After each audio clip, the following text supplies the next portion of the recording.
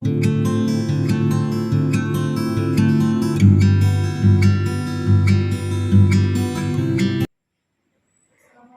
warahmatullahi wabarakatuh. Alhamdulillah, wassalatu wassalamu ala asyrofil anbiya'i wal mursalin wa ala alihi washabihi ajmain. Pertama-tama, marilah sama-sama kita panjatkan kehadirat Allah Subhanahu wa taala yang telah memberi kita kesehatan dan sehat pikiran sehingga dapat bertemu sama Pak Ustaz.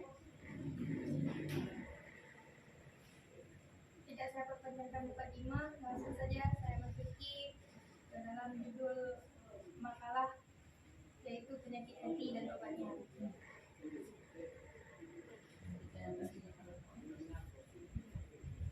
Apakah upaya yang dapat menghindari kelainan atau penyakit hati? Apakah upaya yang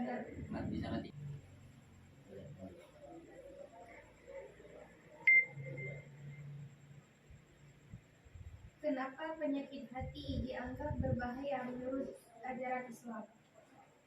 Kenapa penyakit hati dianggap berbahaya menurut ajaran Islam?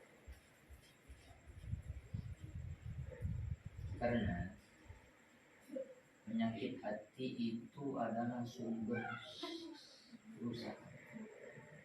Dalam hadis Nabi Muhammad disampaikan, "Ala wa inna fil jasadi mudghah. Idza saluhat saluhal jasadu kulluh wa idza fasadat fasadal jasadu kulluh. Ala wa hiya qalb." Bahwasanya dalam diri manusia itu ada segumpal daging, yang dimana apabila segumpal daging itu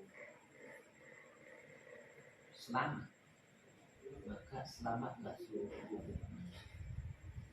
Wa idza fasadat, dan apabila segumpal daging itu rusak, maka seluruhnya akan rusak.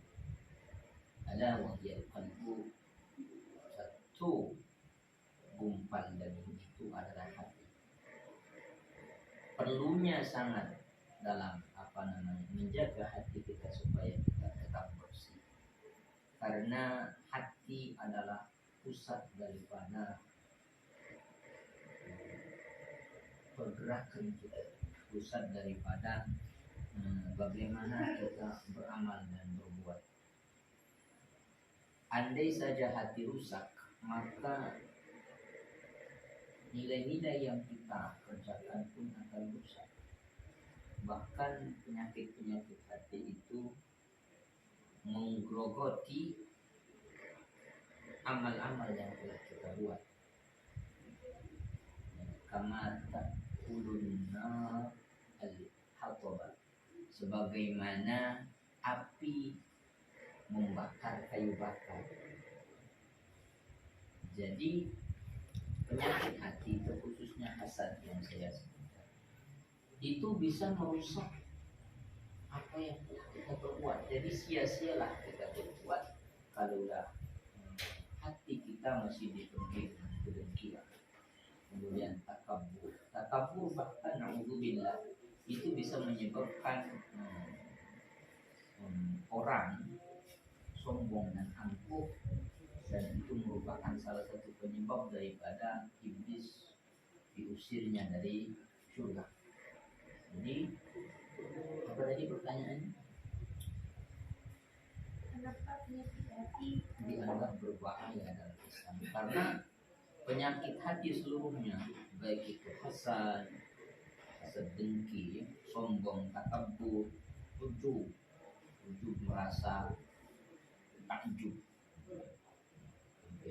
angkuh, kemudian ria, sum'ah dan lain sebagainya, itu merupakan penyakit-penyakit hati yang merusak jiwa kita, merusak badan kita juga. Kalau orang sudah banyak pikiran, sudah keruh hatinya, pikiran dia tidak akan tenang, hidupnya tidak akan bahagia, tidak tentram. Kemudian dampaknya juga kepada badan kita tidak sehat. Jadi jiwa dan raganya tidak sehat. Celaka orang-orang yang masih mempunyai hati yang bahayanya sangat luar biasa. Baik bahaya secara hablum minan nas, pergaulan kita dengan manusia tidak akan pernah baik kita kalau hati kita tidak baik. Tidak akan bisa kita bertetangga dengan baik apabila hati kita rusak. Kita tidak bisa bermasyarakat dengan baik apabila hati kita rusak. Itu dampak dunia, bahayanya penyakit hati. Di akhirat semuanya kosong tak bernilai akibat kita mempunyai banyak penyakit. Mungkin itu jawabannya. Pertanyaan yang lain. Bagaimana cara menghilangkan penyakit hati dalam diri manusia? Bagaimana cara menghilangkan penyakit hati dalam diri manusia? Dalam Islam ada namanya ilmu tazkiyatun nafs. Ilmu bagaimana membersihkan jiwa, membersihkan hati supaya kita terhindar, kalau bisa terhindar daripada penyakit hati. Kalaulah memang sudah ada penyakit hati, itu bisa menjadi obat daripada penyakit hati itu. Apa kisi-kisi tazkiyatun nafs? Apa bagaimana cara menghindari penyakit hati ataupun mengobatinya?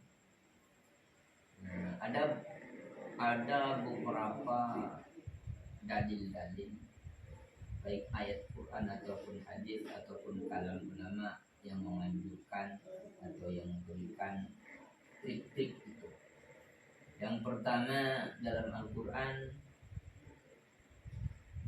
disebutkan di situ, ya ayyuhan nasu a'udzu billahi minasyaitonir rajim, ya ayyuhan nasu qad ja'atkum bayyinatun min rabbikum wa shifaa'un lima fis suduri wa hudaw wa rahmah. Hai manusia, telah datang kepada kalian bayyinat, bukti-bukti daripada Tuhan kalian. Ayat Al-Quran ini merupakan bayyinat, tanda-tanda, bukti-bukti daripada Allah Ta'ala. Syifa'un lima fis sudur, dan merupakan syifa, obat, penyembuh daripada penyakit hati. Jadi Allah menyebutkan sendiri secara langsung bahwa Al-Quran adalah obat hati. Baik itu dibacanya, baik itu ditadabburkan, diresapi artinya, syukur-syukur kita bisa mengamalkan isi dalam. Kemudian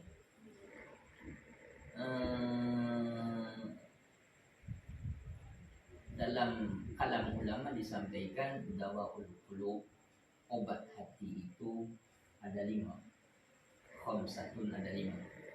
Yang pertama, qiraatul Quran bitadabbur, membaca Al-Quran dengan tadabbur, dengan meresapi maknanya. Kemudian khila'ul batni atau khala'ul batni, mengosongkan perut, tidak terlalu banyak makan, tidak terlalu penuh sehingga bisa keras hati dan bisa keras kepala. Jadi jangan terlalu memanjakan nafsu makan kita. Jadi itu yang kedua. Kalau bisa perut dijaga, sering-sering puasa sunnah dan sebagainya, itu insya Allah bisa menjadi obat hati. Kemudian qiyamul lail kalau bisa, dan ini memang berat, yaitu bangun malam bermunajat kepada Allah, mengadu kepada Allah, beribadah kepada Allah. Yang keempat, at-tadarru' minas sahar, bertadarru', merendahkan diri di ujung malam.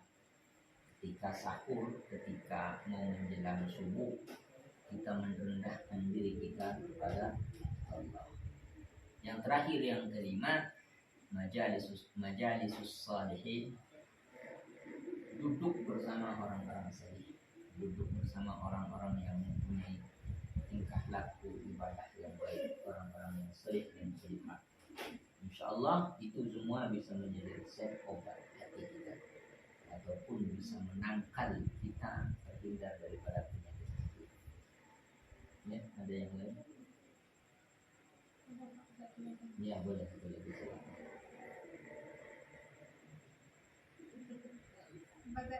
Bagaimana cara mencegah penyakit hati menurut Islam? Mencegah penyakit hati menurut Islam. Ya, yang tadi saya sampaikan, kalau bisa kita selalu berusaha membersihkan diri kita, hindari yang namanya dia itu pengen dilihat orang, sum'ah pengen didengar orang, anania semuanya saya, mengaku semuanya saya, itu penyakit hati. Nah, kita harus tahu itu penyakit hati. Kalau kita tahu penyakit hati, insya Allah kita bisa menghindarinya.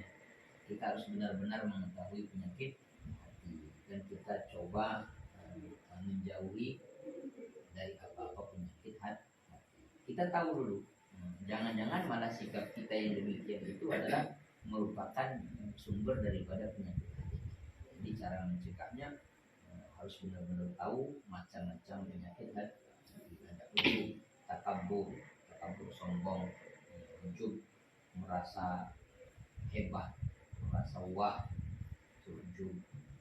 Kemudian hasad itu dengki dengan apa yang orang miliki, dengki terhadap kawan, tetangga, dengki terhadap warga dan lain sebagainya. Itu semua macam-macam penyakit. Kalau kita tahu dan kita berniat betul-betul jangan sampai terjerumus dalam penyakit, insya Allah kita bisa menghindari. Mungkin itu yang dapat saya sampaikan. Baik, ya, terima kasih. Itu silakan. Terima kasih Pak Ustaz. Ya, sama-sama. Mudah-mudahan bermanfaat buat saya dan buat adik dan buat sekalian yang mendengarkan. Mungkin dalam penyampaian kami ada salah dan kurangnya. Maaf. Assalamualaikum warahmatullahi wabarakatuh. Waalaikumsalam.